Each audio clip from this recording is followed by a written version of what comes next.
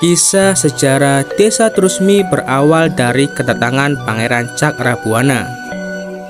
Kala itu, Pangeran Cakrabuana meninggalkan keraton Kasepuhan dan menyerahkannya kepada Sunan Gunung Jati. Sekitar tahun 1470 Masehi, Pangeran Cakrabuana singgah di sebuah perkampungan yang kala itu masih belum memiliki sebuah nama. Pangeran Cakrabuana datang dengan mengenakan pakaian serba putih dan mengenalkan ajaran agama Islam kepada masyarakat di perkampungan tersebut. Selain itu, Pangeran Cakrabuana juga mengajarkan bagaimana tata cara bercocok tanam kepada masyarakat di perkampungan itu. Suatu ketika, ada seorang anak kecil yang bernama Pangeran Manggarjati. Pangeran Manggarjati sering disebut Bung Cikal oleh masyarakat di perkampungan itu.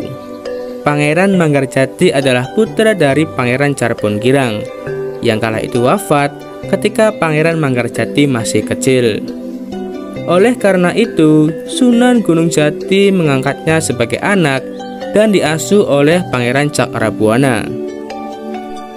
Pangeran Manggarjati memiliki kebiasaan unik, yaitu sering merusak ladang yang ditanam oleh Pangeran Cakrabuana. Ada kejadian ajaib ketika Pangeran Manggarjati merusak tanaman Pangeran Cakrabuana. Tanaman yang rusak itu seketika tumbuh kembali. Dari kejadian ini, masyarakat di perkampungan tersebut sering menyebutkan kata terus nyemi yang artinya terus bersemi. Terus nyemi ini mengalami perubahan kata atau perubahan penyebutan menjadi Trusmi dan dijadikan sebuah nama bagi perkampungan tersebut.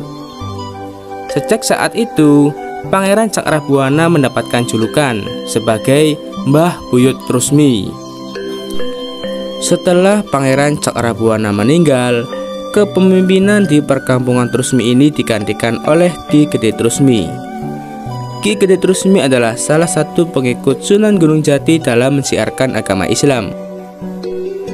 Saat ini, perkampungan Trusmi sudah berubah menjadi Desa Trusmi dan sudah dimekarkan menjadi dua desa, yakni Desa Trusmi Wetan dan juga Desa Trusmi Kulon.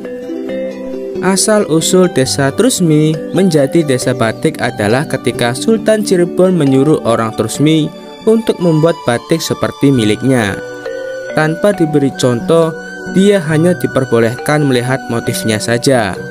Pada saat waktu yang sudah ditentukan, orang Trusmi tersebut membawa batik yang sudah ia buat kepada Sultan Cirebon itu. Lalu, orang itu meminta Sultan Cirebon untuk menunjukkan batik aslinya dan membandingkan batik yang dibuat olehnya dengan batik yang dimiliki oleh Sultan Cirebon itu. Setelah melihat batik yang dibuat oleh orang Trusmi itu, Sultan Cirebon merasa sangat kagum karena sangat mirip dengan batik yang dimiliki oleh Sultan.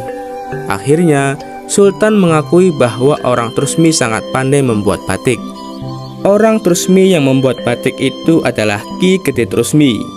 Dia adalah seorang pengikut Sunan Gunung Jati dalam menyebarkan agama Islam. Ki Gede Trusmi mengajarkan seni batik sambil menyebarkan agama Islam. Ilmu seni batik yang diajarkan oleh Ki Gede Trusmi sangat membawa berkah hingga sekarang. Desa Trusmi menjadi salah satu destinasi wisata batik dan terkenal di seluruh Indonesia maupun mancanegara. Desa Trusmi memiliki acara tradisional yang dari dulu hingga sekarang masih tetap dilestarikan, seperti arak-arakan, memayu, ganti welit, dan selawean atau trusmian untuk memperingati hari kelahiran Nabi Muhammad SAW.